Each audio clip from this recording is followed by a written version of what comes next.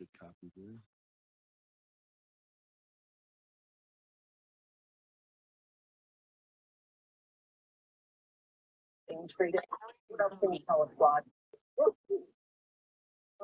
Chris, we've heard the sheriff speaking today, what it was like when they recovered that.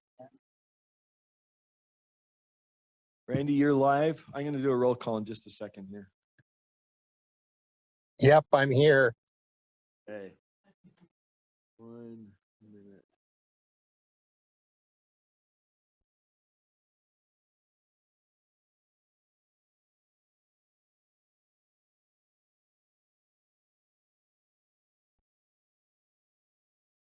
Okay, let's call it to order. Sorry. Let's get started. Welcome. We'll do a roll call.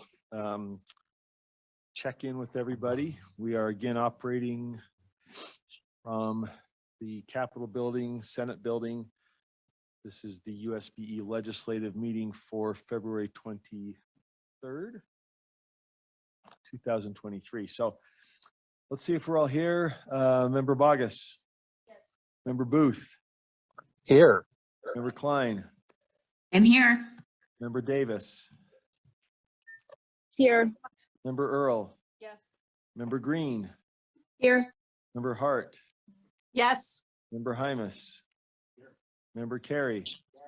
Member Lear. Member Norton. Member Reel. Member Straight. Member Wood.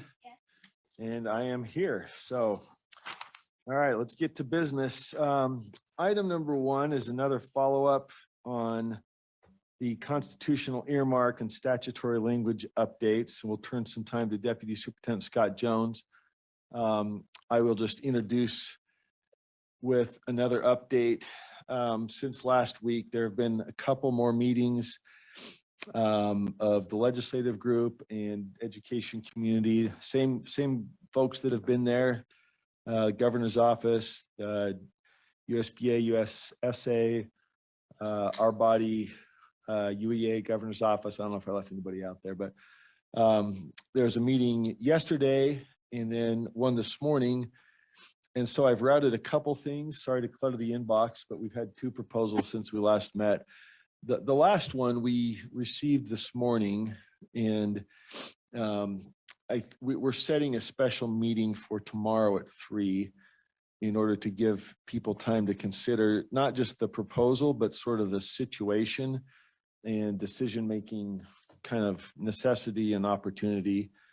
So first to the substance, just to report, and then I again turn to Deputy Jones, but the constitutional language was the same this morning as it was the meeting last week, which incorporates a portion of revenue growth for expenditures from the Uniform School Fund.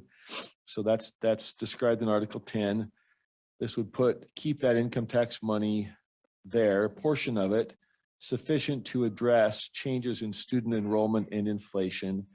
And one discussion we had, does address mean just talk about it, or does it mean to meet the changes in student enrollment inflation? And the response to that was no, this means that it would meet student enrollment inflation. So there's those concepts, provides a budgetary stabilization account, and I'll turn to the statutory part, but so growth, inflation, stabilization. It would open up the earmark, and you'll see in lines C and D, to support children, to support individuals with a disability. That tracks what's already in Amendment G, and to support other state needs after the fulfillment of the requirements in subsection 5B. So yes. Oh, is it not up there? Sorry.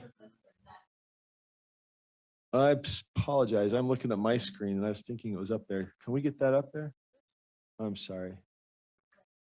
No. I just wanted to finish that last part, but I'll go back and let's make sure we got it up there.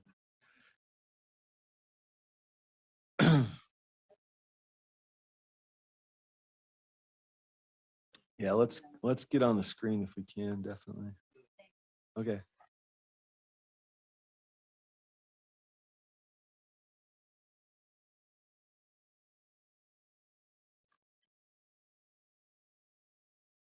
Oh, yeah, or compare it to ours. So yeah, maybe pull up both if we could. There's some statutory differences that I'll get to. The constitutional terms stayed the same from last, is that Friday, I think, to today.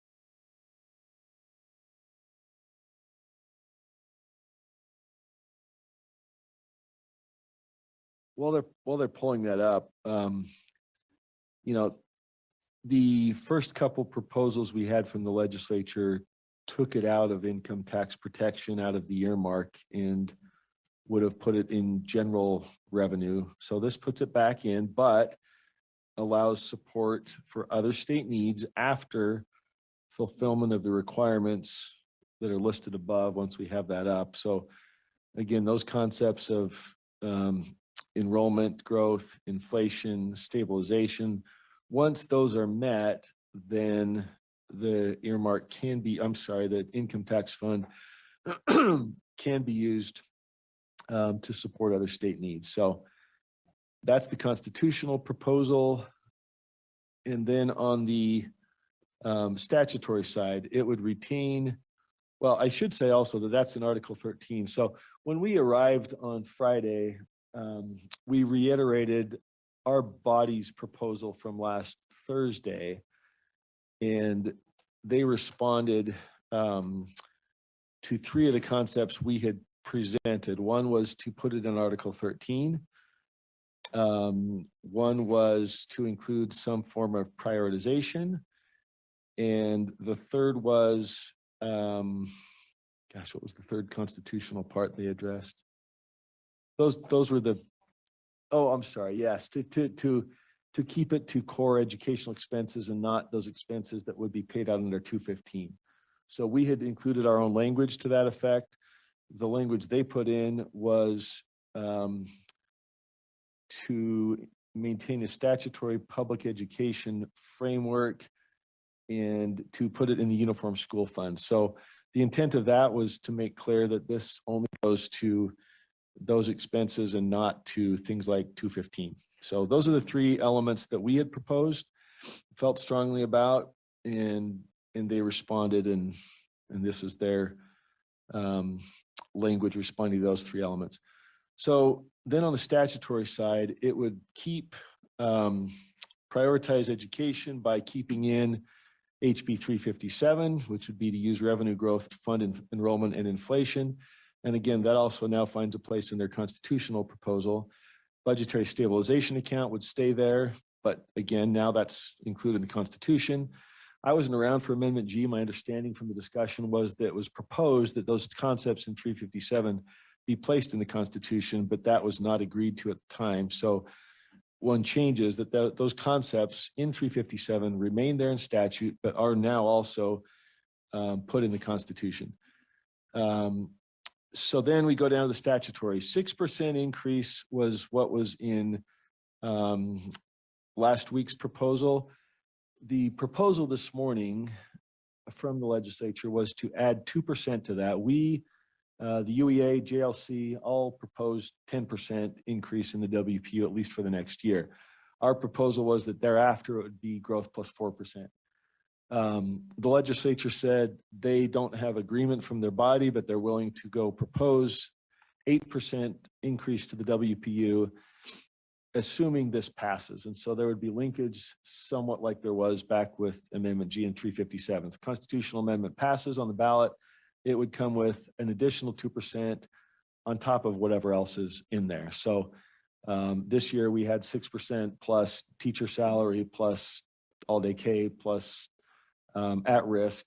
This would be on top of those amounts. So that would go out immediately after the election, which for practical purposes, I understand would mean effectively January of next year. So not this fall, but assuming it goes to the ballot and that is accepted, then that extra 2% would be added and would go out immediately. And Rick Nielsen talked quite a bit about the mechanics of that and how to make sure it would flow out as soon as that decision was made. So that was the the proposal on the WPU. And then we had previously a statutory guarantee contingent on the passage again of the constitutional amendment that they would fund increases to the WPU value by rolling in the savings in the MSP from declining enrollment, which is projected for fiscal years 2026 to 2030. But there would be a sunset review for a potential 5-year extension. So the last proposal was a 5-year hold harmless. And again, that came out of one of our proposals. That was something we voted on last time. It might have even been the time before. We've had a few votes here, but we requested that in periods of declining enrollment, the hold harmless does not just keep the funding amount constant, but you reinvest that money in the value of the WPU, which thereby raises that amount so that in the event that enrollment growth picks back up, you have more WPUs, you also have a higher value of the WPU to which that increase applies. So that was one of our proposals that was accepted, initially a 5-year period, and the new proposal includes a sunset review rather than an automatic cutoff. So kind of a compromise to say, look, things could be different in 5 years, but rather than automatically cutting it, we will mandate that it deserves another look at that 5-year point for another 5 years. So that is the proposal. Let me just frame kind of the procedural setting. So we all know there are bills making their way through the legislature that have passed committee now that would eliminate the sales tax on food. And then the other side of that would be eliminate the earmark. That language would simply eliminate the earmark. It wouldn't include any of these items that have been discussed in these working groups or in our bodies or in the JLC. It would just take the earmark away and leave education to essentially compete within the general revenue stream without any protection or any of these concepts like prioritization, stabilization, growth and inflation. So those are working their way through. We've understood that we are getting close to the end of the session. What we heard this morning was basically by this weekend, the legislative leadership needs to know whether they have agreement on this proposal, which they would then take to their bodies to advocate for putting this language on the ballot, meaning to amend the bills that are currently making their way through, eliminating the earmark to replace it with this proposal, this language. And so their question to us, and again, this sounds like a short fuse, but we are at the end of the session. We sort of knew this day was coming, was they need to know by this weekend whether the education community partners, that's us, anybody else who wants to take a position, is willing to support this so that they put it on the ballot or persuade their body to put it on the ballot. The other option, again, if at least the way it was framed to us, is if there's not agreement or acceptance of that proposal, then the legislature will sort of take matters under advisement to stick with what's already making its way through and take that out to the ballot.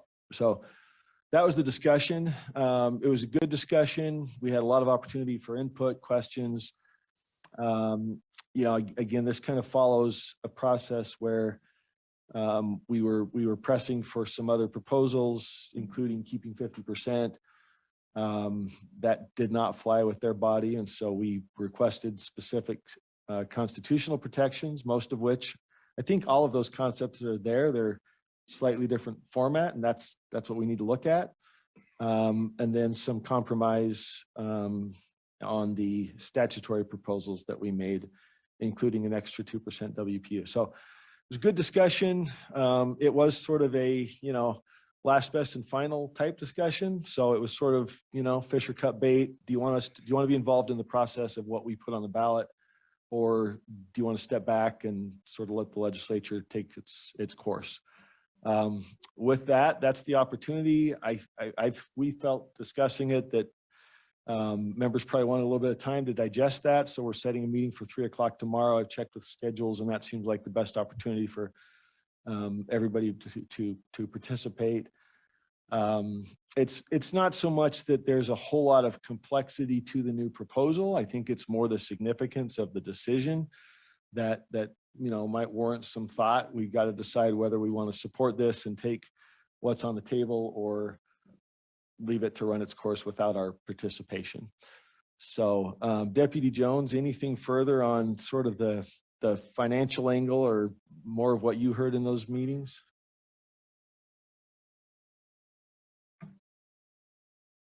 Oh, Yeah, sorry. Deputy Superintendent of Operations Scott Jones, the chair covered it well.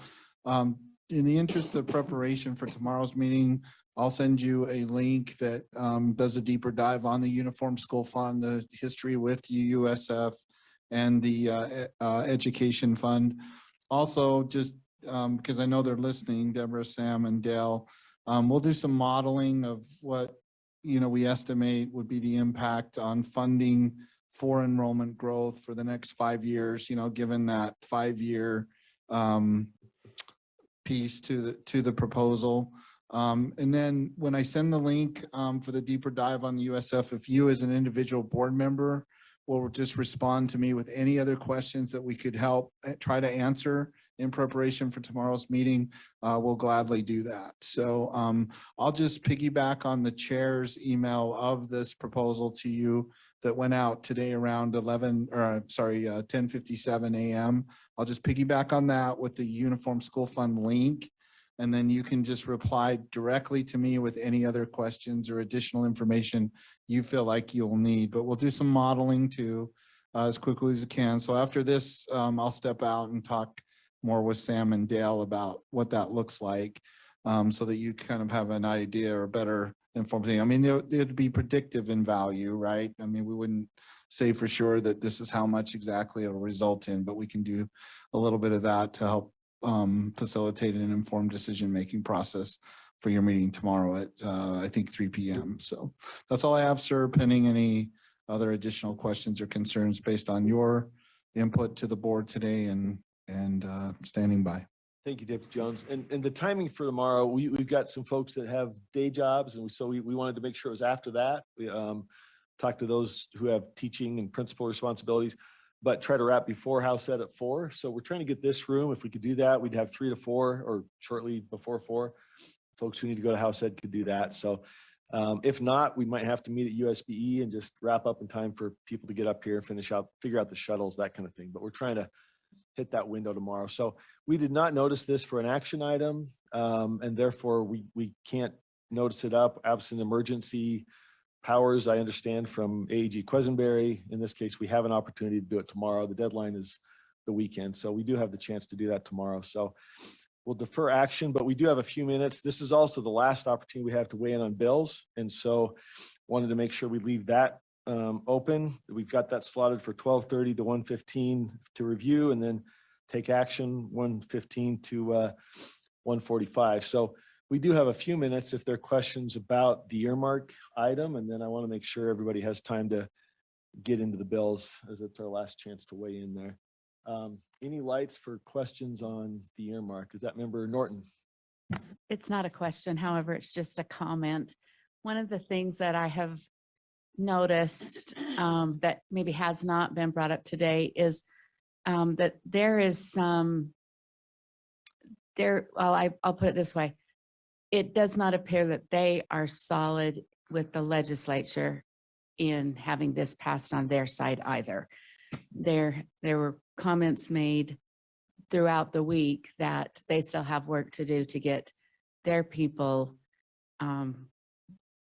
to this point too. So, this is a very fluid motion, and they might, want to get this done on Saturday. And I know we have our deadline for Saturday, but there's still room that things could still happen. I'll just leave the door open.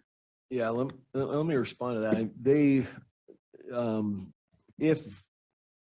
if we chose to support this, then they take it to their body and they have to go persuade and discuss. So that was the same thing. I mean, we both came out of it going, okay, this is sort of a compromise and take it to your body. So in terms of other opportunities for us to weigh in though, that ends tomorrow. I'm fairly clear from them unless you heard that differently. Anything we have, I think it's really down to sort of last best and final proposal? And do we want to support that and have them take it to their body? Or do we not want to support it? But I think the door on proposing new ideas has passed. We've shown all those in the hopper. We've had some very spirited discussion with our education partners. And so that's, yeah, I think if that's what you mean, Member Norton, on their side, they're going to have discussion. I think if we came back next Tuesday with new ideas, those are not going into the hopper. That the idea part has been done, and now it's a question of, okay, we came to meet you, or we decide, I guess, whether they've met us and we want to support it. If they want to get it done by this legislative. Yeah, session. yeah. If But not, it then we could sort be of, maybe pushed on too. there's the possibility that we go with what's behind door number 4. We don't know exactly where that goes. So that is sort of the opportunity we have tomorrow is, do we want to, support this as it's been negotiated and worked out, or do we want to sort of let nature take its course? So that I think, but I just want to frame up the time frame. That is kind of where we are. It's a this weekend thing. And if we want to take action now, it's tomorrow. Member Earl, or sorry, member. Just a quick question on the 2%. Can you help me understand why that would be pushed forward? If they're setting it aside today, I know we recommended a 10%, they recommended a 6%, this would be an 8%. Seems like that would have been a good negotiation. Can you help me understand why hold it hostage for a year? Well, it was the negotiation. It was basically in the nature of a unified compromise, much like Amendment G in 357, where they were linked. So, I mean, we can agree or disagree with that linkage. It was basically saying the legislature, we did a pretty good job this year, which I agree. I mean, we got some really good money from PEA. We're still watching it work through EAC, but at least their position was, look, we'll go this step more if it's part of this full comprehensive package, including the constitutional language. So there's kind of a package deal is the way they rolled that in. They would set it aside in good faith to make sure it's there, but it would be contingent on getting the constitutional part through the ballot. Other lights, sorry. Oh, member Lear, and then member, oh, I'm sorry, member Davis has been on. I apologize. Can we go to Cindy? Sure.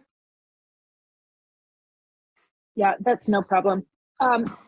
Representative Peterson had mentioned that each of the educational entities that have been meeting with them have been approaching her sort of in silos separately. And she said, I just wondered why you're not all working together. And I know it's the 11th hour, and I know this isn't an action item, so I don't even know if I can move this, but it would be great if our leadership could meet with the leadership of the other educational entities that have been invited to the table away from the legislature, and just see if there's any tweaks that can be made to this that could be palatable to all parties, including the legislature, and come as a unified, bring that to our meeting tomorrow. They could take it to their JLC meeting tomorrow. I don't know when the other parties that you've been meeting with meet. But I would just suggest that we at least make an effort to work with those partnerships to see if there are tweaks that can be made to this that are palatable to all educational people and the legislature. I'll respond to that. I mean, the answer is definitely yes, but and Superintendent Dixon will get on me for saying yes, but instead of yes and. But here's the problem. Procedurally, they have made it clear that there are no more proposals. I mean, I guess if we threw something up, we could see what they say about it. I think it's been pretty clear that this is sort of accept or don't. But I will say to the question, Member Davis, we've been discussing constantly, I shouldn't say constantly, but quite a bit between both leadership and staff. So those meetings have included all the stakeholders. We've had discussions outside the meetings. I think people have gone to Representative Peterson, Sarah Milner, Representative Schultz separately, but there's been quite a bit of discussion as this process has gone along about who's where, what ideas, the proposals that we voted on as a body. Many of those came through from other groups and found their way into sort of an initial summary that Deputy Jones put together. So I think there's been that, but I certainly would agree that we should continue that discussion. JLC, I think, meets Saturday. Tomorrow. UEA might be Saturday. So we've been in discussions, and I think it's a very good point. We need to continue those discussions, but I guess just to sort of say where we are in terms of the legislature's willingness for new ideas, I think that may have passed, but you know, that's just for this session. So if we want to do something this session, then it's sort of, you know, decide what we think about. May I follow up? Yes, please. Has our leadership and the leadership of the other organizations, whoever's been involved, met together outside of those meetings that have been coordinated by leadership, by legislation, Yes. formally, to try to come up with some kind of unified proposal? Because the word I heard this morning is cagey. All the different groups have been kind of cagey. Everybody's sort of waiting and seeing what other people are doing, and nobody's really been unified. So has there been an attempt to come up with a unified proposal? I will say there have been a lot of discussions outside of those 7 a.m. groups. I don't think they've been formal. It's been more informal, running dialogue. But a lot of discussion about where each body was. The UEA's got a large body of delegates. The JLC's got 80 members. We've got 15. So that discussion's been ongoing. If not formal, it's been pretty continuous, both at the leadership and staff level. So I think we've understood each other as we've gone along and learned from each other and taken input. Again, some of the proposals that we as a body have put forward came from those other groups, even though they didn't result in a formal proposal from those groups. So I think there's been some cross-fertilization of ideas that has found its way into those formal discussions, and we've benefited greatly from sort of that exchange. It started, I guess, the second week of the legislature, I think, was the first time we met. So that's been a rolling discussion and certainly needs to continue. Final follow-up. Yes. Thank you. I appreciate all those efforts, and I do see that cross-pollination, and I appreciate all of that. And just to Karen Peterson's point, I know there's not a lot of time, but if those bodies are willing and our leadership team's willing, it'd be great to see if there's one final attempt to any minor tweaks to bring forward, even if they're not considered by the legislature. At least it might be something that could get everyone on the same page. We will definitely do that. I absolutely willing to meet with our partners today, tomorrow. So, yes. Thank you so much. Thank you. Thank you, Member Davis. Back to Member Lair.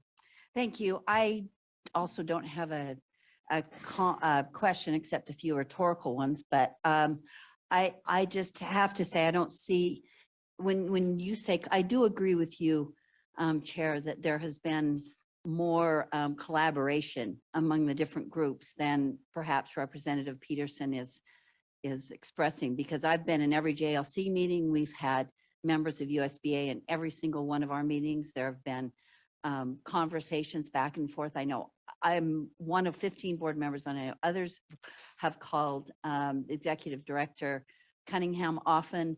I've talked to friends at UEA. So I think there has been, I think this is a divide and conquer approach that maybe some of the bodies are taking with Representative Peterson, but I don't think we need to be defensive about that, and I'm not trying to be. My point is, you call this a compromise. I don't call this a compromise. I don't see the words in the in the constitutional provisions are squishy, to use a technical term. Fulfillment means nothing. Maintain means nothing. Portion means nothing without some other words or percentages, which immediately the legislature said were non-starters. So I feel like there has been no movement in our direction in any meaningful way. And I am still insistent in my own personal vote that if there's no constitutional protection, portion does not protect me. Fulfillment, we've already seen differences for 10 years about what fulfillment means of education needs. So I don't see this as any movement. And I feel like this is their emergency. This was sprung on us in the last 10 days of the session. And especially the connection to the food tax is, I feel, and what they've done to the sponsors of those bills that were directed at the food tax is unconscionable. So I don't find that emergency, my emergency. And I can see why they'd like this election in 2023 rather than 2024.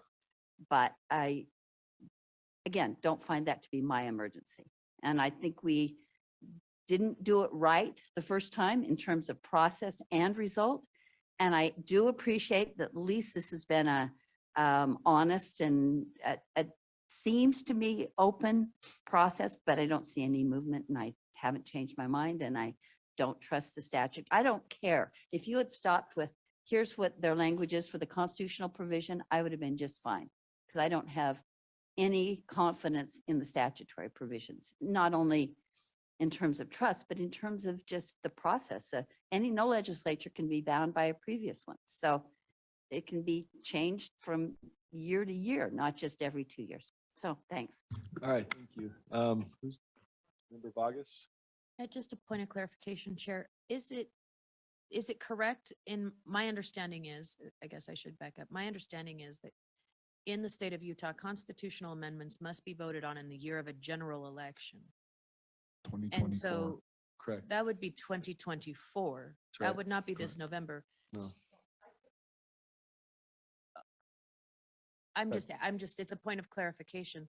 So this could be delayed. We could work this process throughout the year and we could address it in the next legislative cycle and still hit their goal of the next election. That is procedurally possible, and that was a heavy point of discussion during these groups. The explanation was we need to act now while we have some of these issues that are heading us in the face, including the divergence in income and general fund and the food tax issue. That was there, and I'm just repeating what we've heard from the legislature was that why it needs to be addressed in this session. We don't know the legislative composition of the next session is another point that was brought up. And so their explanation to us was, these are the issues, these are the facts we have, these are the people we have. We're going to do it now. And there was some question whether the bills would actually be released and go through. Now they have, and so those bills are moving through committee. But that was something addressed, and that was the explanation. They understood that this wouldn't go on the ballot till next fall. That was the explanation for teeing it up now for then. Member Okay, thank you. Straight. All right, this is kind of hard to adjust to down here, so. Anyway, I'm concerned about some of the themes that I keep seeing recurring in this legislative session. First, we had teacher salaries tied to a certain bill. Then we have the food tax tied to the bill. And now, in our latest, we have a WPU increase tied to the results of an election. The truth of the matter is that we have inflationary costs that have impacted all of education, not just teachers. Teachers are a big part of that, but we have janitors, we have lunch workers, we have crossing guards, we have instructional aides, and we are behind in the market in regards to those positions. And we don't need that 2% in 2 years. We need the 2% additional now. In fact, we asked for 10%, not 6%, with the 2% added in 2 years. And those are based on real needs, real inflationary needs. Actual dollars have increased. Obviously, we have more money in education than we ever have, but it hasn't kept up with inflation for real dollars. And, you know, there's something about that 2% WPU increase being linked to the election that does not sit well. It challenges my integrity. It feels like a bribe. And, you know, we need to take care of those now.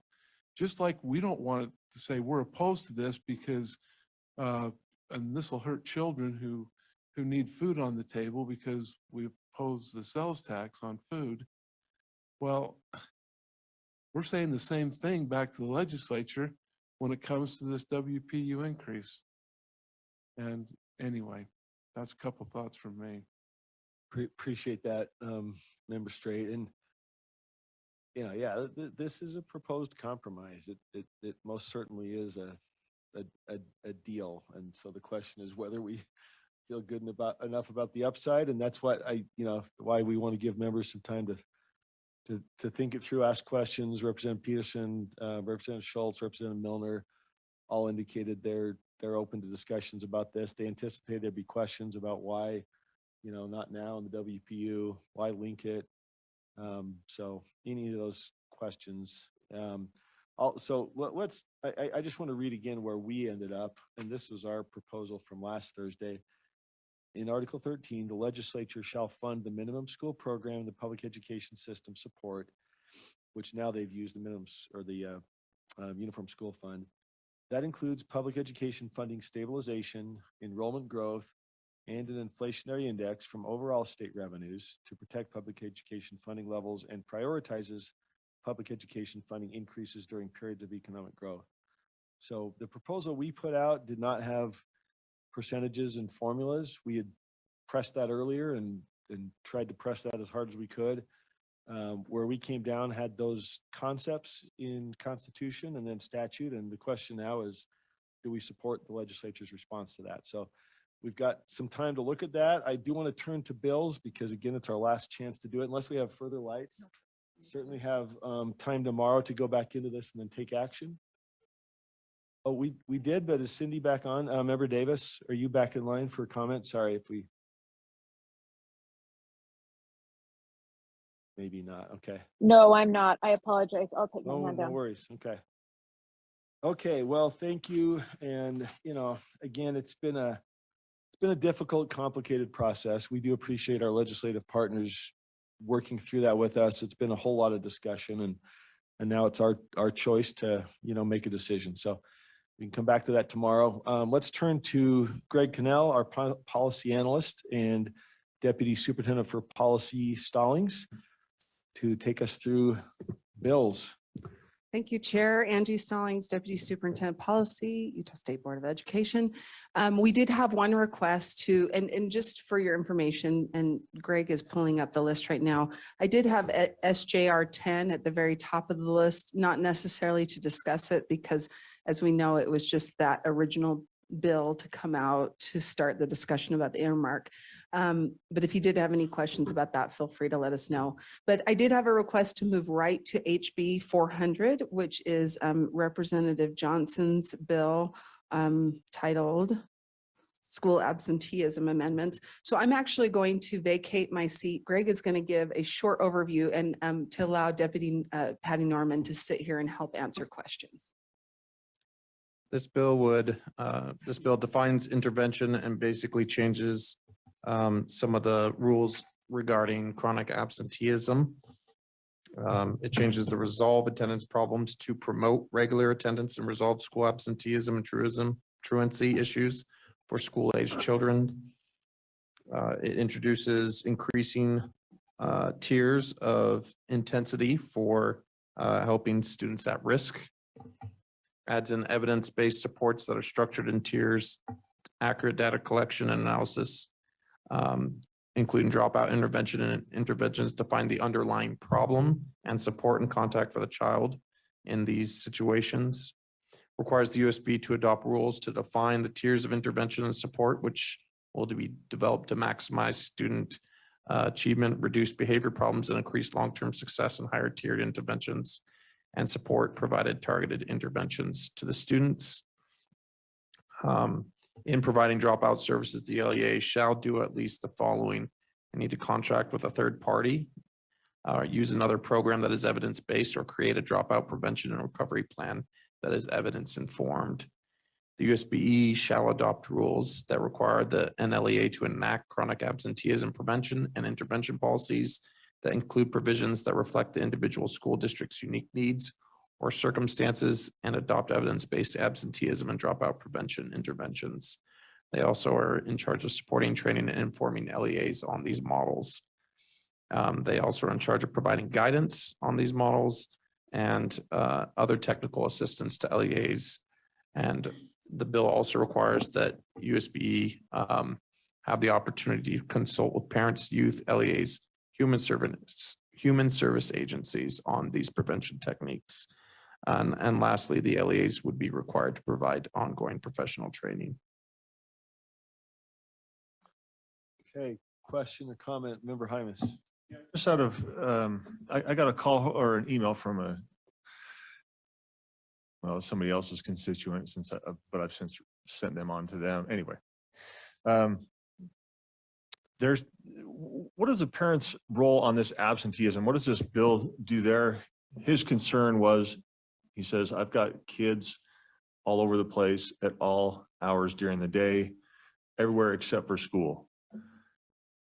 He says there were some police officers. I talked to the police officers and said, hey, can you get these kids back to school? They kind of just said, no, there's nothing we can do here. We're pushing LEAs. It looks like this bill is going to require more from the state to do more, which whatever we can do, like I'm pro, let's help get these kids to school, but where do the parents come in? Or local law enforcement, or, you know what I mean? This is a group effort here, not just a USB-E situation. Deputy Norman. Thank you. Patty Norman, Deputy Superintendent of Student Achievement. Thank you for the question. So there's different ways that this will access the parent and also law enforcement, as you stated as well.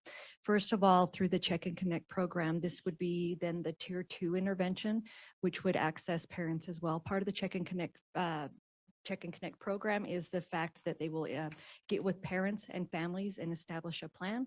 And with that, you have the family say no or yes. And as they say yes, then they engage in a plan. Is it because the student doesn't have a ride to school? Is it because they're babysitting? Is it because that they're going on vacation and they don't need those supports? Their child is at grade level and they're successful. So with every one of these absences, there's usually a different reason. And so there can't be a one size fits all. Part of this is also then that Tier 1 approach. And because we're reaching those thresholds of 27% right now, students being chronically absent, then it goes past Tier 1 intervention. But that Tier 1 approach is to be able to give those positive promotion or that positive approach for positive attendance instead of, talking about truancy or talking about absenteeism. When it comes to our law enforcement right now, it is in law that you have to, as an educational entity, provide at least one intervention that is about truancy before it can go on and then be referred on to the court system. The court system has responded in saying there's really not a lot that they can do at their end because there's not a lot of programs that aren't already available through the juvenile justice youth services programs that can be accessed via schools right now. So they're saying parent involvement, it can be accessed through those JJYS, Juvenile Justice Youth Services Program, that also involve parents, also through Check and Connect, and those positive attendance programs that can happen in Tier 1 instruction as well. Follow up. Yeah. Just so this bill will support LEAs and parental responsibility. Is that what I'm hearing? Yes, through all, Chair, may I? Yes, please. Yes, through all levels of those tiers, Tier 1, Tier 2, and Tier 3. Thank you. Any other discussion, Member Vargas, or do we have somebody online? Member Vargas. Thank you, Chair. I really struggle with this bill. I've reviewed it.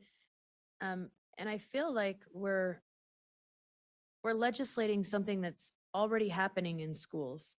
And, I don't know of one school, literally, I don't know of one school that's not already trying to address these things. And even the list, like in lines number 40 through 55, I don't know schools that aren't already doing this. And so I'm wondering why we're legislating something that's already happening. And I feel like we're creating a lot of heavy-handed stuff for schools when,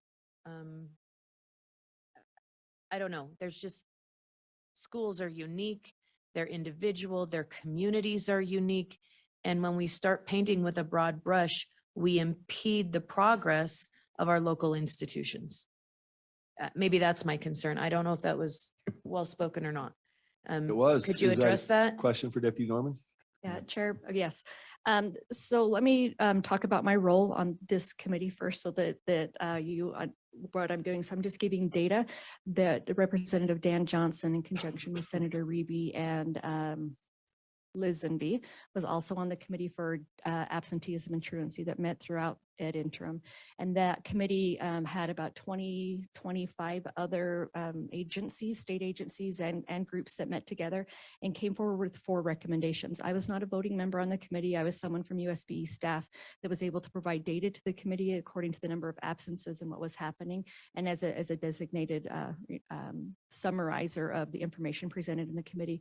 The committee did have 2 board members on it. It was Board Member Straight and Board Member Booth that were on there as voting committee members for the 4 recommendations that came out that were approved unanimously. So this then it provides that support that they felt was needed. It's extra support. Everything in here is optional. And whether a school wants to have the program come in or not come in, whether a teacher wants to attend a professional learning opportunity or not have a professional learning opportunity. And so that's where the recommendations came from. And that's kind of the support is they needed more support financially and with people in order to start chipping away at a problem that's getting bigger and bigger. They did realize this was not a silver bullet, that this wasn't going to solve everything, but they needed to have some action steps forward to start at least trying to solve some of the things that were identified. Thank you. Thank you, Deputy Norman. Member Klein. Yes, thank you. I just had a couple of quick questions.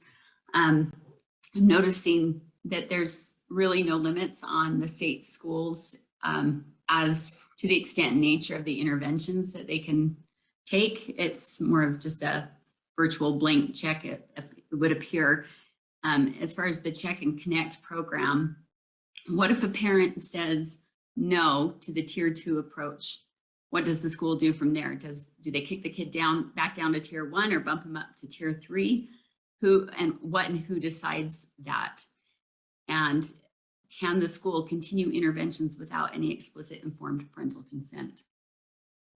Deputy Norman. Is that Yeah, so Check and Connect would have to have the parent involved with that. And whether it's kicked up or down, tier 1 intervention means 85% of the students in the classroom. It can be done with 85% of the students in the classroom. So it's just having those positive things that are going on in the classroom to be able to say, this is why we come to school, this is what we're doing. It's not punitive in nature. It's not something that they're going to charge a student, fine a student. They're not going to be doing any of those things. So it's more engaging the student in ways of getting them into school. Your second question was, can you rephrase that again? Okay, well, back on that first one, you said, so all the students are involved at the tier 1 level and without any parental consent, correct? Yes, and it's about creating a positive climate and engaging students in class in the classwork or the classroom environment. But all students are involved because it's a universal intervention. That tier 1. Tier 1 isn't really an intervention. It's what you do with 85% of the students in your classroom. You do it with all 100%, but 85% of them will take, I'm trying to find the right words, will have the behaviors that are necessary. So the idea is that 85% of them will be attenders of school. So, and for those 10 to 15% that don't, they get bumped up to tier 2. And is there parental consent for that? And tier 3 as well, informed parental consent. Chair. Do those interventions happen without the parent knowledge and maybe even without the student's knowledge? Is it possible that there can be interventions done on students without their knowing? I have Tanya Albornoz, who's online and ready to respond to that question. Todd? Tanya. Oh, Tanya, I'm sorry. Tanya, thank you. You with us? Yes, I am. Hi, Chair. Can Board you just Member announce Klein. yourself? We know you, but just for the record, Okay. announce your name and title. Sure, this is Tanya Albornoz. I'm the coordinator for prevention and student services. And actually, I'd like to kick that question over to Amy Steele Smith, who's also online. She's our prevention specialist over this area and has been working on Check and Connect for quite some time. All right, thank you. Amy, can you announce yourself? Yes, can you hear me? Yeah, we got you. Yeah, this is Amy Still Smith, and I am a prevention specialist at USBE. Okay, so if I'm understanding the question correctly, Board Member Klein, you're asking about parental consent when a student receives Tier 2 or Tier 3 interventions. So as Dr. Norman said, Tier 1 interventions are really those services that are provided to all students. It's just So they how are we- interventions. Yeah, Tier Tier 1 is an services, intervention, you just said, it's just universal approaches to working with children. but And still an intervention. Pardon? I know, I'm just clarifying, Tier 1, you just said is an intervention. It's just a universalized intervention.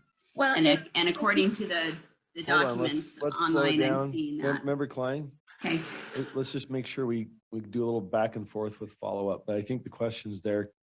Amy, you want to answer and we see if there's a follow-up? yeah, so it's not really intervention, it's a universal way of how we interact at school, like what our rules are, what our processes are, what our classroom management style is. And typically, as Dr. Norman was saying, about 85%, and that can differentiate, will be able to engage in the learning environment with just what we call Tier 1 supports and school-wide management. But then there's about 15% of those students that are not receptive to those Tier 1 types of things. And so we then look at Tier 2 types of interventions, and those kinds of things are not extremely intensive, and they it's oftentimes like a reteach or helping to understand.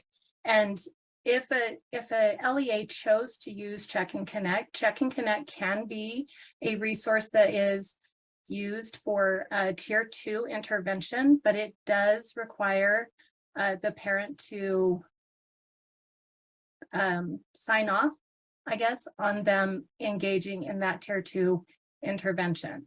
And then Check and Connect also has the capability, depending upon the intensity of the intervention, to bolster up that intervention and act as a Tier 3 intervention. So as we look at the tiers, then there's that 15% that you look at, okay, what is a little more intensive, something that we can do to get them engaged or able to understand the content or the material. And then there's about 5% that Tier 2 interventions are not really differentiated enough or specific enough for what our students need. And then you look at what maybe could we do that's more intensive, more individualized, or more differentiated to be able to help that student be successful. Thank you, Amy. And we've got 3 lights on this one and then a number of bills. So let's move to Member Earl, then Member Green, then Member Carey. Yes, I want to look specifically at line 228 that it's, and I see throughout the bill, and I talked with Board Member Straight yesterday a little bit to get an understanding of the work that was done. Throughout the bill, we've got evidence-based practices that we're going to put into place. We're going to do it through rule. But when you get down to training to address student behavior, this is classroom management. These are, I think this section, and I'm just speaking to this, that I think we need to keep this very specific to absenteeism. And if we need to go further next year, I just don't, to me, this is a little bit, I don't know if ambiguous is the right word, but it feels like a lot of extra training once again, or extra coaching, extra mentoring. I think those are already built into the policies that the LEAs will be constructing. So later I'm going to actually make a motion. I spoke with Representative Johnson for just a few minutes about this and asked if this could maybe be removed and if needed to be put in next year. So I don't know if staff wants to speak to that at all. I'm just trying to give others maybe a little bit of a heads up or some dialogue about that. So Let's move to Member Green. Unless Deputy Norman wanted to respond to that, but Member Green, then Member Carey, I think. Yes, thank you. I was just wondering, and probably direct this to staff that we have here with us, how is evidence-based defined? and also research informed. I'm just wondering what resources we use when we're referencing those terms throughout this bill, specifically programs or entities. And then would we have to create a way to legislate seeking out specific evidence through specific processes towards this, the truancy? Deputy Norman, and is that something you want to answer here, or is there information that might be sent out as well? Go ahead. Yeah, Deputy Norman, I can send that information out because we do have a definition of evidence-based. We also have a definition of evidence-informed, and we have areas that we use in order to get that information from. So evidence-based really does mean it's about the outcome and that they have tried strategies, and then there's evidence to show that that strategy or that intervention is working. So we What's can the send out more difference? information as well. Oh, yeah, what's the basic difference, just to remind us? I know you've addressed this before, but Yeah. evidence-based, evidence-informed. So evidence informed means you look at something and then you create your own, you take that information and combine it together and you say, well, this will inform what I'm doing.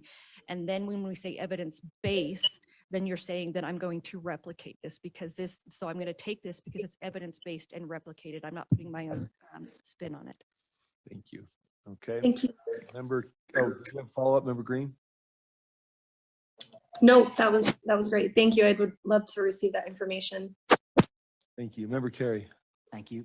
Deputy Superintendent Norman, I know we see the chronic absenteeism up almost across the board. Are you aware of any schools or districts, you or your staff online, are we aware of any districts or schools that are moving in the opposite direction where we see, wow, they've had this issue, but they're bringing it down? And if we do, what are they doing? Like, do we have enough data on evidence-based or evident, but do we have enough to see what they're doing correctly? Chair. Yes, please. Yes. So yes, there are schools or are LEAs that are breaking the odds and they're moving in the opposite direction. In fact, we have Board Member Straight who has some of that evidence as well that can show that. One of the things that's happening is context matters. And so sometimes we have a school doing one thing, but then we have families that are in need of different types of supports. So Representative Dan Johnson, he was the one that formed this committee. And one of the things that he would like to do in moving forward is to be able to promote those promising practices that are occurring and having a representative. Board Member Straight can speak to that because he's spoken to him as well as part of this committee about some of the field trips that Representative Johnson is wanting to go on and do more studies. Again, this was the initial attempt to start getting some things in place and then study this information, this item more as it develops along the way. If I may, with a follow-up. Yes, please. So the promising practices, are those the things that are reflected in this bill? Chair. Please. Yeah, a part of that is that professional learning when we talked about the tier 1, when it's saying what's happening in the classroom. And if possible to turn that time over to Board Member Straight, he can describe what that looks like in one of the schools as well. Let's take a minute if we could. I am mindful of the time. It's 1:07. We got a number of bills, but if you would mind just really quickly, high level. I'll do my best. So in regards to absenteeism, that's a good point. What do we do with the students when they come back to school? Students who are chronically absent from school, there's a reason why. And sometimes they need extra supports, and those extra supports can be very helpful. We talked about tier 1, tier 2, and tier 3. Tier 1 is for all students. It might include teachers receiving mentoring on behavioral management strategies. A mentor may go into, or a coach, we call them coaches as well, may go into a classroom and talk about engagement strategies, where we tie in now with these evidence-based instructional strategies and evidence-informed, where they build a pattern to where students, first, let's try and make it to where the behavior or misbehavior doesn't happen. So take care of it there. If it does escalate, and many of these students who are chronically absent, they may need additional supports.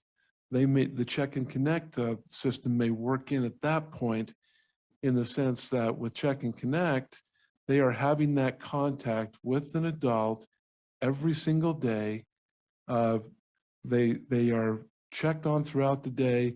Their teachers keep data about their behavior. And then that night, every single day, those parents receive an email that shows their child's behavior for that day. And they work on replacing their negative behaviors, the behaviors that are causing them the challenge, eliminating them. Now, within that, there's all other kinds of things that work in. For example, in most schools, elementary schools, they'll have an activity every month that's a reward for good behavior. Well, what do you do if you have a student who's went 3 or 4 activities in a row and they miss it? Well, some schools, what they're doing is they will say, okay, these students that are missing these activities, if you'll come to a lunch and learn. So for their lunch on a given day, they will come in, they will eat, and then they're taught a lesson from Stephen R. Covey's 7 Habits, and it's called The Leader in Me. The 7 Habits actually developed a program through Covey for elementary children to teach them leadership skills and behavior skills and ways to be successful. And at that point, then we go. Now, tier 3, that's where now you have issues where a child even needs more support. And perhaps they need specific instruction in a different way. I know I'm getting the sign I need to be quiet. No. We can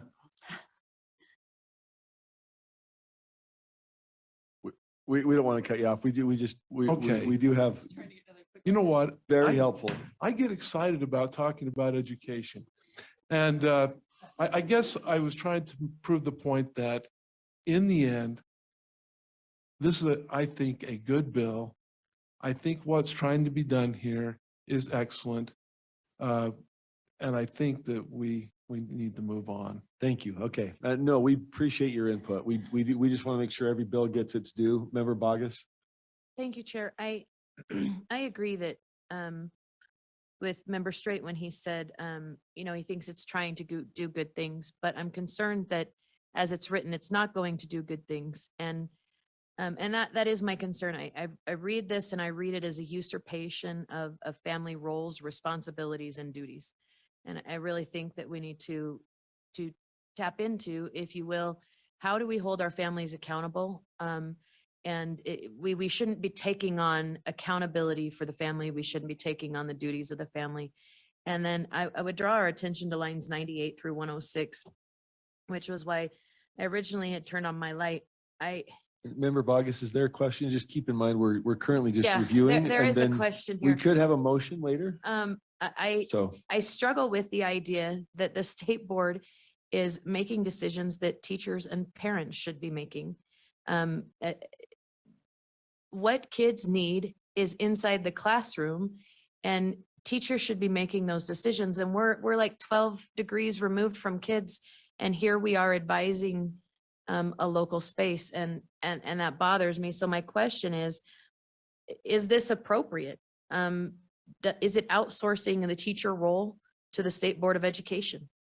Because I view it as outsourcing the teacher role to the State Board of Ed, and I'm not comfortable with that when I know I work with people that are fully capable of doing this without our help. That's my Deputy question. Norman, do you want to take that one on? Is it appropriate? No, there are also some specific questions about the elements of intervention. Yeah. As to, is it the proper role? It's according to how that rule would be created. So if I were to take a step back from that question, maybe that will help with this question, is this came to Representative Johnson from educators, from superintendents, from principals saying our kids are not showing up and what can we do about it? And that was the reason why he started this. It didn't come from USBE. It didn't come from, something like that. And so he was trying to get together because what he was hearing from teachers is it takes too much time for them when a student's gone 10 10 days and they come back and say, okay, do today's assignment, and they don't have the role. So in doing this, and those that were on the committee, including PTA, you know, there was a lot of representation. They were saying that by doing these things, then it will help us be able to teach in the classroom. It'll give us more support. So we're able to use that time to teach in the classroom. Will this take some extra time in doing different things? Yeah, it will. But the thought was with those that were creating this, you know, with this collective 4 recommendations, it would take then help give the teachers back more of their time if they could help out more. And so I don't know that that says, is it then the role of the board in order to do that? I think what this does is it helps provide the framework to start answering some of those questions. And Representative Johnson does realize this is not the silver bullet. It is a step in providing support, optional support. Yes, but Len, let's wrap it up if we can. The appropriate role of the Utah State Board of Education, because as a teacher, I think we need to leave it inside the classroom and let our teachers decide as opposed to ruling in this area. Okay, do you mind if we leave that as a rhetorical question, and, or did you want Deputy Norman to tackle that? I think we need to move on Maybe it is because rhetorical. I'm not trying to be rhetorical though. fair enough. We just need to move on. If there's a motion on this one, then we can come back and discuss and debate. So this is just time for clarification about the bill. And we are down to the point where we're supposed to turn to action items. Are there any urgent items from staff, really briefly, that you're requesting our input on? And if we could go through those really quick and then turn to action items, we just want to make sure we get, again, last chance for action. you. Thank you, Thank you. Deputy Stallings. Just quickly, I wanted to give you an update from one of the motions you made last week and tell you the impact of that motion. So you may remember that Board Member Bogus, you made a motion about HB 478, which is Representative Peterson's bill to create a pilot or to exempt LEAs from certain code requirements and then allow the board to institute a pilot. And the motion the board supported last week would have said, eliminate all educator evaluation requirements from code and then let the board do that in board rule. She shared that that is too big of a lift to do this session. That is because there's only a week and a half left of the session, that the legislature likely would not feel comfortable just, you know, repealing all of the provisions in code. Plus we need to talk about transition times, et cetera. So I wanted to let you know that the impact of that motion last week was to essentially the bill is done. So if you did still want the pilot to move forward, you would probably need to take a motion today to either reconsider your action, rescind that motion, and that's up to you to decide. And then the only other thing we were going to cover as far as just bring to your attention quickly, SB 257 State Board of Education amendments. I won't go into the full bill, but there is at least one portion of that bill that states that schools with a 50% opt-out or more would be exempt from our state's accountability system. That would put us, our state code, in violation or in conflict with federal law. There's other portions of 257 that may be of concern as far as State Board of Education's oversight, authority, as well as staff's ability to obtain reports. But the biggest concern is this question about how it might impact us as far as federal law. And I think that's it. Otherwise, we can, there's one other bill that will be in committee tomorrow, HB 459, governmental immunity amendments. The first substitute is a huge change from the original bill. If you wanted to take a look at that, it is going to require a lot of work related to UPAC. And if you had more questions, we could get into those details. Okay, thank you very much, Deputy Superintendent Stallings. Let's turn to action items. Member Vice Chair Earl. Yes, is in I line, have and I a think we couple might- action items, and I think Sarah was on Member Reel. next. Yeah, member Right. real. Do you have, what's that?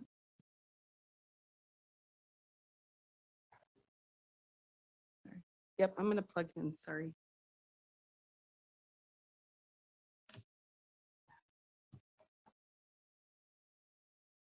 So the first one has to do with Senate Bill 257, which we just talked about. I don't have the name in front of me, sorry.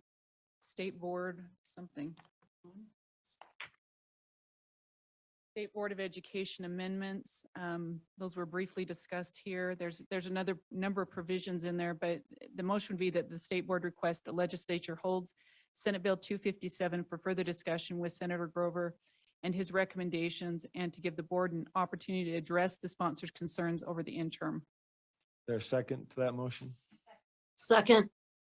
Been second and thirded. Want to speak to the motion? Yeah, I will briefly speak to it. I just think there's a number of different components to this bill. I think that some of them, I think there's an interest in other words, a discussion behind it saying, what is it that brought this about? Is this beneficial? But I think without additional discussion and understanding exactly where each component goes or where it came from, I think we may be creating some problems within our system itself. And so I think we need to have a little bit more in-depth conversation about what those provisions are and why they're coming forward. And is there something more that we need to be doing as a board, or is there, different type of legislation in order to, address whatever the concern was or the need is there. So that's the reason for bringing that forward, hoping to get that on a hold so that we can address those. Discussion of that motion. I see a light. Member Reel or Earl or Lear. Farther, she's being more politic than I am. I think there was some misrepresentations that we've heard personally in the discussion of the bill, and I would like those to come out. I would move to oppose this. I think it's has all kinds of problems with it that I think are serious in terms of its inception and as it goes forward. So I would not want to signal that I have any support for this at all, but given the supermajority we're facing, I will go with hold. Okay, further discussion of that motion? I'll just weigh in. There were a couple problematic parts to this. There's also an issue of graduation requirements. There was an issue of being able to gather data and having to demonstrate the potential of non-compliance before we requested the data. I think that's been, modified with outside with other concerned bodies, but I think there's still a lot here that's troublesome, and we need to get to the bottom and address the issues. And so I had a chance to speak with the sponsor, appreciated that, but I think there's still too many concerns for this to move forward, and we do hope to pull it and discuss and get to the bottom of those concerns that motivate the bill. Member Straight? I just wanted to mention that I felt that staff was unduly taken to task. When staff does our bidding, they do our bidding. And I just want to say that I appreciate the work of staff doing the work of the board and appreciate their work. All right. Any further discussion? If not, the motion before the body is that the board request that the legislature hold SB 257 for further discussion with Senator Grover and his recommendations, and to give the board an opportunity to address the sponsor's concerns over the interim.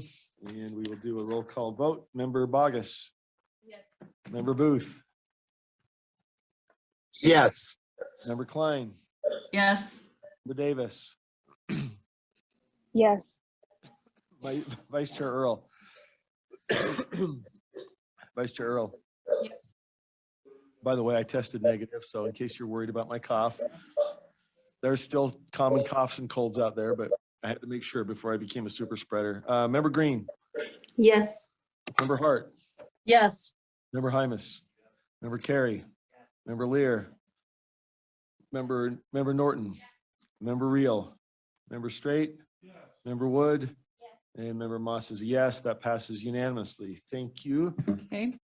I have a. Member Earl, did you have another? I have a Okay. second motion, and it's to that the board requests that the sponsor amend House Bill 400 by striking section 53G 11306 lines 22, well, anyways, the lines from the bill. And that's just that section, that broad section on class discipline. It's things that our LEAs are already engaged in and already part of.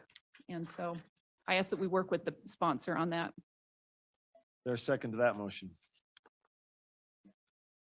Been seconded. Member Earl, if you'd like to discuss. Yeah, the I'll just, I've kind of already spoken to it just really quickly, but I think there are enough components in here about absenteeism and about the mechanics of it that this section here, I'm not sure what this adds to it. To me, it adds more of a lot of something. And I get nervous when we add more of a lot of something that we may already be doing that's spoken to before. I don't think it takes away from the absenteeism. It still has those components in there. It still has an LEA that has to put together their plans. Anyways, I just think that this component is not necessary. So. Thank you, Member Hart, and then Member Bogus. I want to respect what the committee did, and I understand that it was a work of a committee. I have a problem with the fiscal note, quite frankly. And by taking out this part, I do think that the fiscal note is a little bit more appropriate. The fiscal note pays for some staffing. And I am familiar with Check and Connect. We use it in my district. I have students at my school that have it. It's a great program. This is not about Check and Connect. What this is about, though, is the fact that this bill puts more on teachers and schools without the resources needed in order to do that. I know it's a first step and it's fine, but it does come awfully close to the logic model that attendance would be, chronic attendance problems would be improved if only teachers did better. And that really misses the mark and is a very inadequate piece of the puzzle if it doesn't correspond with other components that are on the side of family responsibilities. I just, and then in the, so basically it pays for staff at USBE, it pays for staff in the juvenile justice system, and it is possibly an opt-in grant kind of situation, but it's just not, it's not enough, which means it becomes an unfunded mandate. By taking out the if you'll go back to the words that are in the motion, by taking out, I don't think it's professional, what is it, mentoring, professional development, and the third item, that is huge. That what we're talking about cannot possibly be addressed with ongoing professional learning, coaching, and mentoring opportunities. That is three very short words for a huge amount of money and effort that is not accommodated in this fiscal note. And I find it to be an incomplete solution, and taking out this piece and maybe addressing this piece with a more adequate fiscal note, I think moves the bill forward, but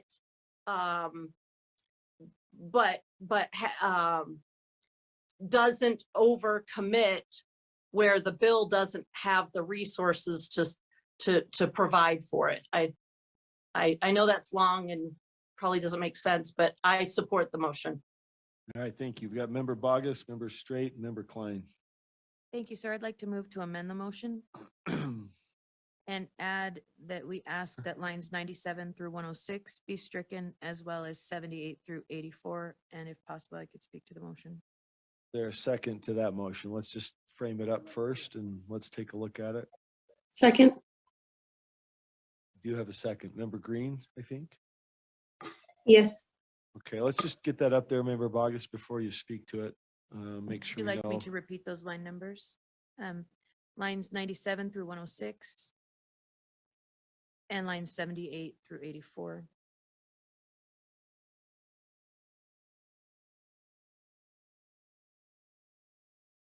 Okay, would you like to speak to the motion? I would, sir. I really feel like we're usurping not just a responsibility, but accountability. And in lines 78 through 84, it just seems to me like we need to have parents be responsible. the school is not responsible to get kids to school. That's the responsibility of the parent. And so I think engaging this, it puts the responsibility on the school, and I'm not in support of that. And then I would go to lines 97 to 106. And I just don't, I do not believe that we should be usurping the role or the responsibility of the classroom teacher. Our teachers in this state are well-trained, they're well-educated, and I don't believe that's appropriate in this situation. If we have anomalies and teacher performance issues that we need to address, that can be done in a coaching plan or an evaluation system. But I think painting with a broad brush in this capacity is just harmful to our system as a whole. Thank you. Okay, discussion to that motion. Member Straight, you have a light. Is that to this motion to amend? Sure. To the amendment? Okay. Yes. So in regards to the fiscal note, Is that related to the motion to amend? Just want to make sure we Well, keep to the new lines. That, does the fiscal note go to those lines as well? I think so. Okay. I'm just keeping us, keeping us in the right lane, 76 to 104, 78 to 84. Okay. Okay. So I think the scope of this bill may be misunderstood because it is a small fiscal note. So let's speak to the scale. What is the scale of this?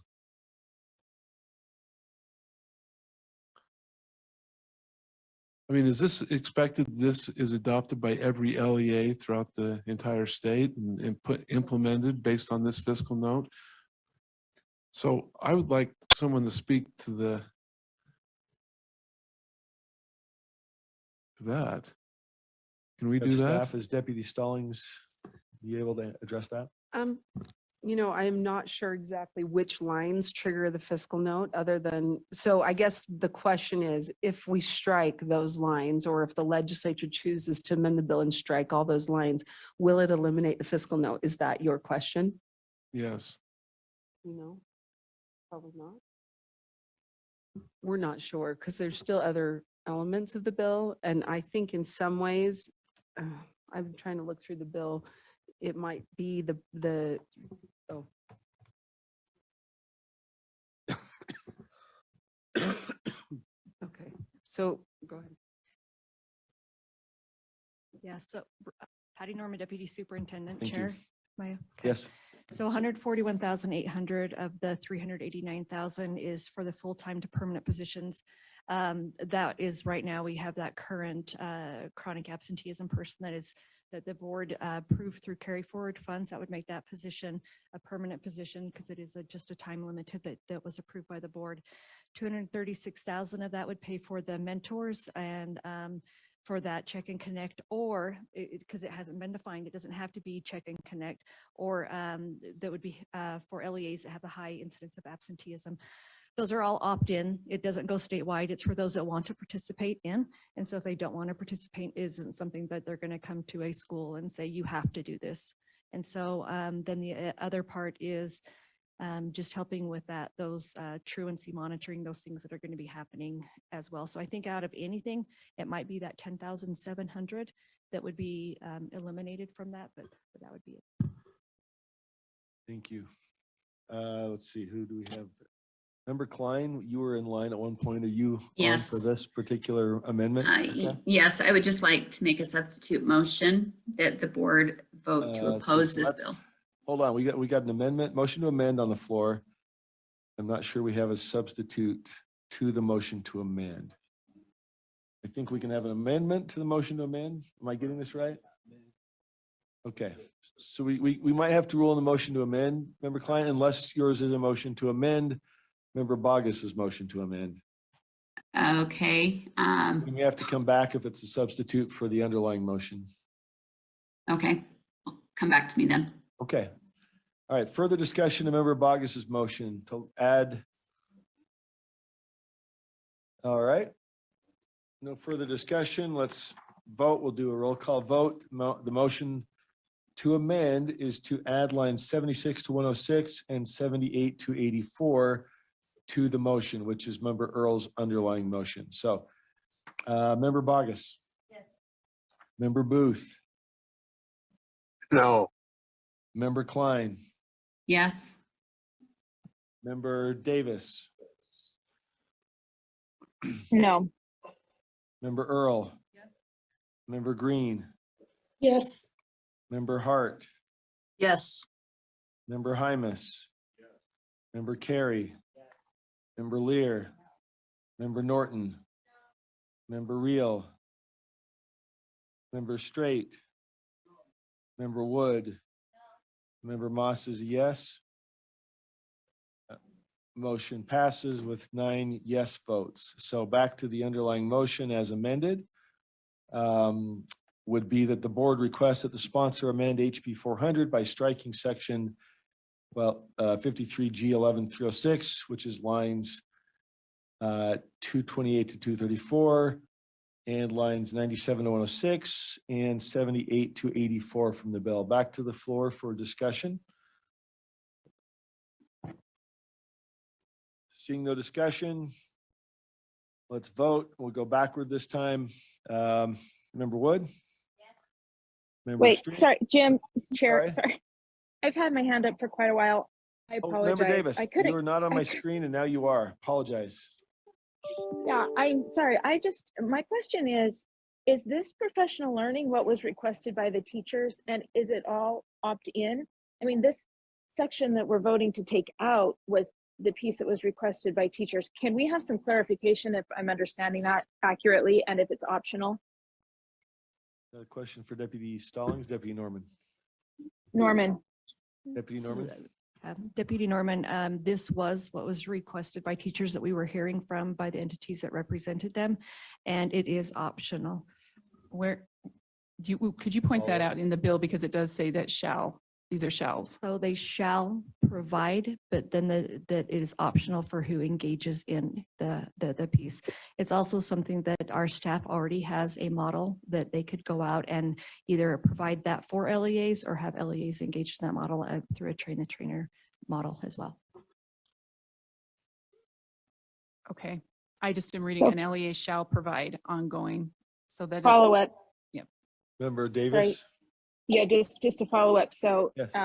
it has to be offered if teachers are asking for more help and supports, but they don't have to take it, correct? Correct. And it can be offered various ways through us, through other people as well. Thank you. Okay. Any further? Do we have anybody else online? And I apologize if I sometimes don't see your hands online. Is there anybody else civil that's? I just wanted to make my motion when the time is appropriate. Okay, is this a substitute to Member Earl's motion? Yes. Okay, I think that is in order then. So let's present the substitute. We'll see if we have a second. That the board opposed HB 400. Okay, is there a second to the substitute motion? Debate the issue. Okay. Keep in mind, we have 8 minutes, maybe more, for the rest of our bills. So that's been seconded. Discussion, Member Klein, to your motion that the board opposes HB 400. I think I don't agree with the premise of the bill for many of the reasons that have already been stated, with the taking over the role of the family and inserting the state, looking for ways or reasons to put kids into intervention programs, underlying reasons, not just absenteeism or truancy, but looking for the underlying reasons as an excuse to put them into interventions for all kinds of things. And for that reason, I am opposed to this bill. I would ask that the members of the board vote to oppose it as well. Okay, any further discussion of that motion? If not, the motion is that the board opposes HB 400. We'll start at the bottom. Member Wood? Member Straight? Member Reel? Member Norton? Member Lear? Member Carey? Member Hymus? Member Hart? No. Member Green? Yes. Member Earl? Member Davis? No. Member Klein? Yes. Member Booth, No. Member Bogus, and Member Moss is a no. That motion fails. 11-4, and we're back to the underlying motion, which is. Sure. Just very quickly, I'm so sorry. I do not see any explicit language in this section that was just discussed that says teachers can opt out of the training. And then I'm also in lines 228 to 234. I would offer this is something already that teachers are being trained in. Personally, I'm offered it every single year. And so I just don't think we should be codifying and micromanaging things that schools are already engaged in. Is that a question for? or It's just a point of just an argument? Okay. clarification. All right. That there's not any explicit language that says teachers can opt out that I have found. Thank you. I think I see a hand from Member Davis. Is that to this? Oh, did you? I'm sorry. Was that a question? Well, Remember. I was just going to share, it does say the LEA shall provide, and it does say opportunities, which is a little different than an LEA shall provide learning or an educator shall engage in. So there is a little bit of a nuance to that language, which is different than it's saying an educator shall. So we do have provisions in code that say an educator shall be, I'm trying to think of some of the training. An educator shall be trained on anti-bullying or bullying prevention efforts. And there's other elements that right now it does direct explicitly an educator shall versus an LEA providing. So just to clarify, accurate to say your understanding is it's mandatory at the LEA level. Every LEA must develop and provide this, and then an optional opportunity for each educator to participate. To Board Member Bogus's point, I will say it does not explicitly state an educator does not, or an educator may decide to opt out. So it would really be up to the LEA and how they present it. But the language itself does not say an educator shall be trained or receive annual training on, ABC. Thank you. Okay. All right. Very Quick, quickly, yes. do you see any language that prohibits an LEA from requiring this training should they provide it? So the question is whether the language prohibits an LEA. Can you restate? See language that prohibits an LEA from requiring this training of educators should they provide it? No, I don't see that. All right. Thank you. No further comments. Let's get back to the vote. Let's see. I don't think we had started. Let's start. Let me just go back and reread the motion if I could.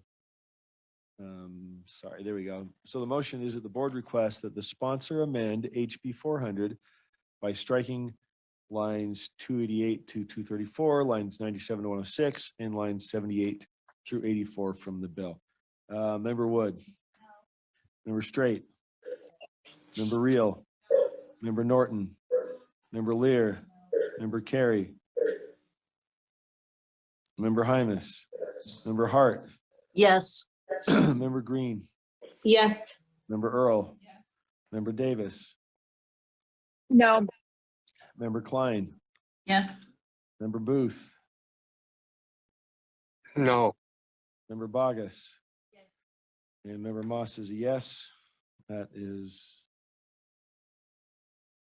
passes 8-7. So that request will be presented to the sponsor. Okay. Okay, I guess we do have the room until 2, are we? Okay. All right, moving on. Any other bills to be brought to the floor by members for action? Member Bogus and then Member Reel? Nope, sorry, Member Reel. I'm sorry, you were in line. We lost your light for a minute. Member Reel and then Member Bogus.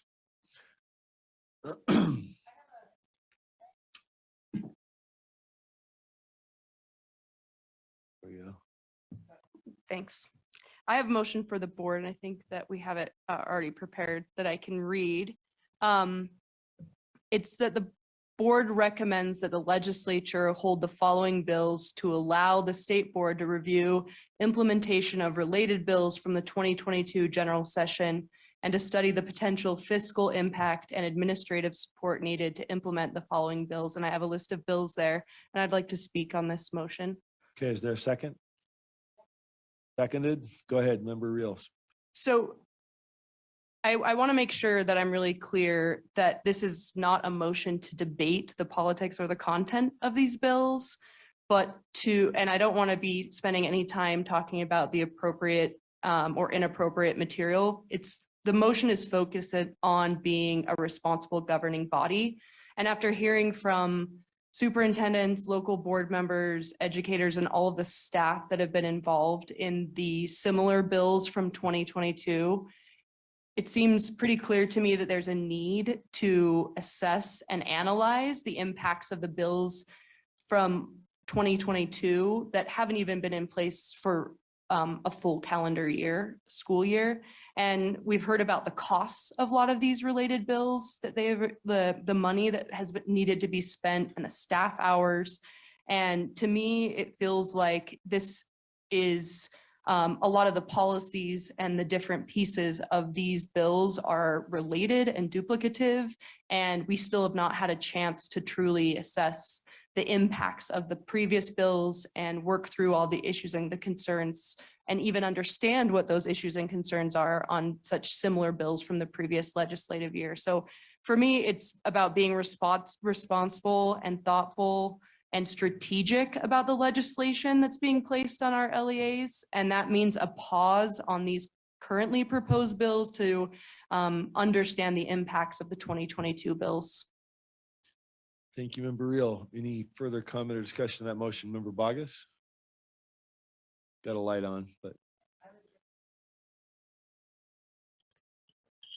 Okay, is there a second? I'll second it, but I want to know what's the divide first.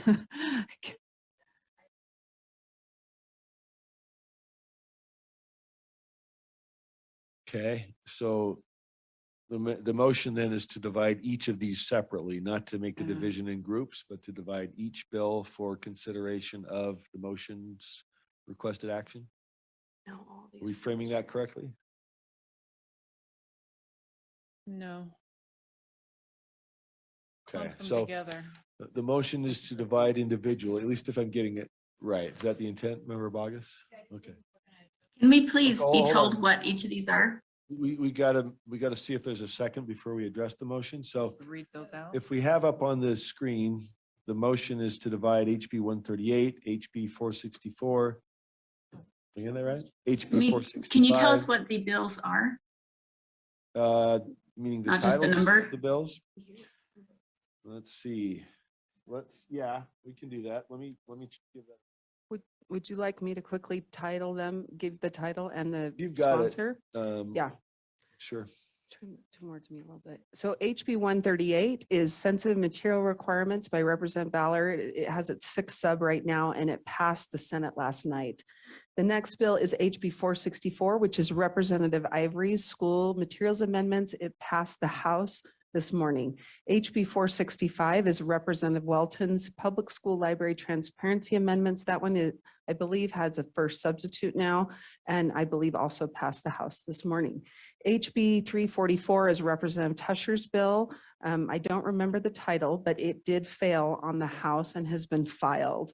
HB 348 is Representative Acton's bill, participation waiver amendments, which passed the Senate Senate Education Committee yesterday. HB 427, Representative Jimenez's public education curriculum requirements. I believe that it will be in the House Ed tomorrow. HB 441 is Representative Strong's neutrality in public schools. That bill was held by the sponsor. And when it was put on an agenda, so it's held for now. HB 451 is state entity restrictions by Representative Hall. And I'm not sure if that one's placed on an agenda yet. And then HB 550 is Representative Stenquist. It was numbered yesterday and its title, I don't have the title here and I apologize, but it is a similar bill to one that was passed either in Texas or Florida and prohibits certain things in grades K through 3 and other elements. Thank you, Superintendent Stallings, and thank you for turning in your brain into a rolling legislative board. I have no idea how you do that, but thank you. All right, was there a second then to that motion to divide individually each of these for consideration of the proposed action? I'll second that. Second, okay. So back to member Bogus to discuss the motion to divide. Them all on their individual merit. There are many of these bills that have made it a long way through the legislative process and are getting ready. I mean, 2 of them are getting ready to pass the Senate and will be done. I just think we need to address them on their merit and not clump them together in a group. Okay, further discussion. Back to member Reel. I think I hear you on that, and I would love to spend a lot of time truly and sincerely discussing each of these bills. To me, I think that kind of proves the point that I'm trying to make, which is that it feels irresponsible to me for the legislature to be having so many bills this legislative session that are so duplicative and so similar and have differing impacts on our LEAs and on USBE. And it's surprising to me that they haven't consolidated into one bill or 2 bills on the related topics.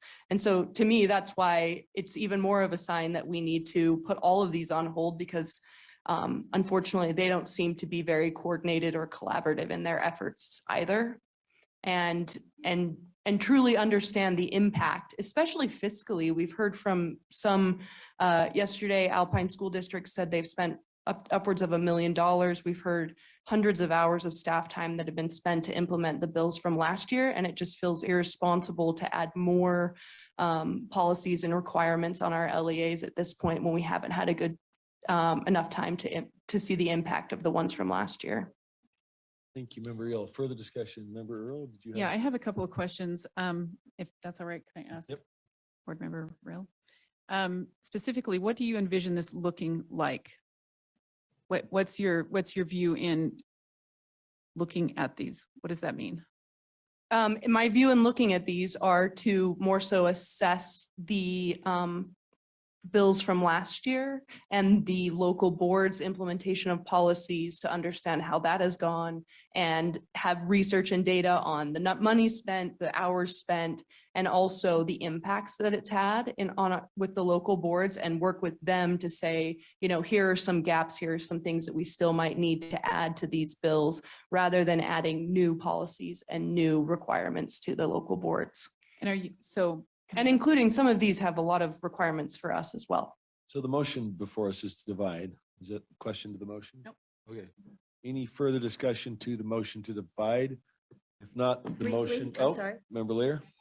Member Lear. Very quickly, I think the one issue that maybe member Real didn't mention is I think there are also concerns about local control. This is in very many places usurpation of local control, which we all profess to have until it's a really emotional issue for us. Then all of a sudden, local control is not so important. So I think every one of them implicates local control for LEAs. Okay, and again, the motion is to divide. So discussion of the motion to divide. Chair, If not, we'll, Chair, member Davis. sorry, I have my hand up. Sorry. Sorry. Yeah, I really support the idea of streamlining and combining wherever possible. There's a big hodgepodge of bills here, and the one that makes the most sense to put an umbrella under what to do instead of all the lists of what not to do is the one that's being held, which it makes no sense to me at all. So I really think that we should suggest to hold these and try to study and streamline and conceptually try to put something together that makes sense, whether in board rule or in code, but not this huge hodgepodge pile. So is that in favor of the motion to divide or It is, against? it's against the motion to divide and in favor of the motion that's on the floor. So I don't Okay. need to speak again. Gotcha. All right. Excuse me. All right. If there's no further discussion on the motion to divide, the motion is to address each bill individually. And member Wood. Member Straight. Member Reel. No. Member Norton. Member Lear. Member Carey. Member Hymas. Member Hart. No. Member Green. Yes. Member Earl. No. Member Davis. No. Member Klein. No. Member Booth. No. Member Bogus. Yes. Member Moss is a yes. That motion fails, I believe. Yes. Okay, so we are back to the underlying motion, which is that the board recommends that the legislature hold the following bills to allow the state board to review implementation of related bills from the 2022 general session and to study the potential fiscal impact administrative support needed to implement HB 138, 464, HB 465, HB 344, HB 348, HB 427, HB 441, HB 451, and HB 500. I do see a light. Is that Member Carey or Member Wood? Wood. To speak in, is it on? I'd like to speak in There we- favor of this. I know that my own district, one of my districts that I represent has only had less than 6 months to implement some of these policies and would like to have, some data on their own as to how this policy is working and the number of hours. So I speak in favor of this. Thank you. Member Straight? Thank And you. then So, Member Klein. I was going to make the same comment, so I'll pass. All right, Member Klein? Yes, I'd just like to make a substitute motion That motion is in order. that the board continue to address open bills in the currently established procedure.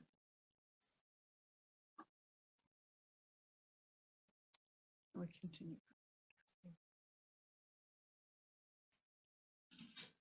Clarification, that are you open suggesting bills? to continue these, have these bills continue through the current legislative process? Is that what you're saying by established? Is that accurate? Yes, we just, that we move on from this, that we address, if we're going to address bills, that we do them one at a time, and we try and figure out how best to. So is this in the nature Say it, of a but- repeat? And Member Klein, if I could just ask to clarify, is this effectively a repeat of the motion to divide, or is the motion to, what we have currently is continue to address bills in the established procedure? Does that frame up the motion correctly? I'm thinking, sorry. No problem. Um, If it's a repeat effectively of the motion to divide, then it would not be in order, and you could speak to the underlying motion. If it's a different motion than the one that Member Bogus made that just failed, then we could tee it up and see if there's a second. It's actually related to the actual motion, meaning that you would just vote no would have the same effect. So there's no need for the motion Sound itself. right? Okay, That's fine. I withdraw my motion. okay. Thank you, Member Klein. Would you like to speak to the underlying motion, though? I would speak against it. Okay. Any further discussion to the underlying motion? If a I have a member or question. else, Yeah, sorry. do you mind if I ask a couple more questions? So I'm still trying to understand the process. So we're gonna look at these in the interim. We're going to gather all the LEAs together, and we're gonna have, I'm just trying to understand what that looks like, because we currently do have their processes. We do have feedback from them, some feedback from them, at least from our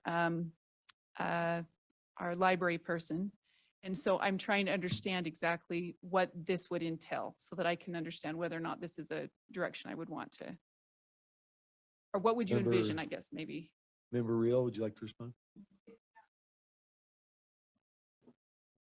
There are two separate pieces. There's a curriculum piece, and then there's the book, the library piece. And so I think looking at them separately, we do have more data on the library piece, but less data on the curriculum pieces. And when it comes to the overall, I think that I don't have a clear vision of what that looks like, except for that we haven't had enough time to truly assess it. So it's mostly a time piece.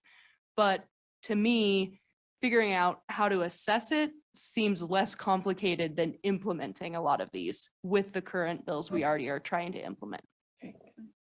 Member Earl, follow? And I think I would speak against this motion currently. I do think there are a lot of bills in motion here. I think there's a lot of people been engaging. I've already seen the legislature, and we heard him today in the House committee.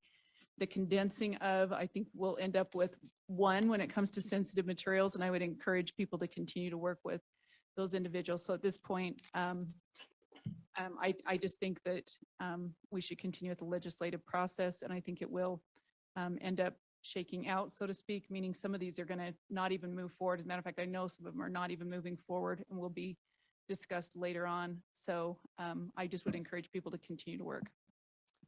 Member, let's see, no further lights on that one? Okay. Member Earl, Lear. That's right. I have to say, I support this motion because I think one other advantage of this is when there's this much rush at the end, even to combine bills, it is ineffective, it is difficult for LEAs, and it promotes anecdotes.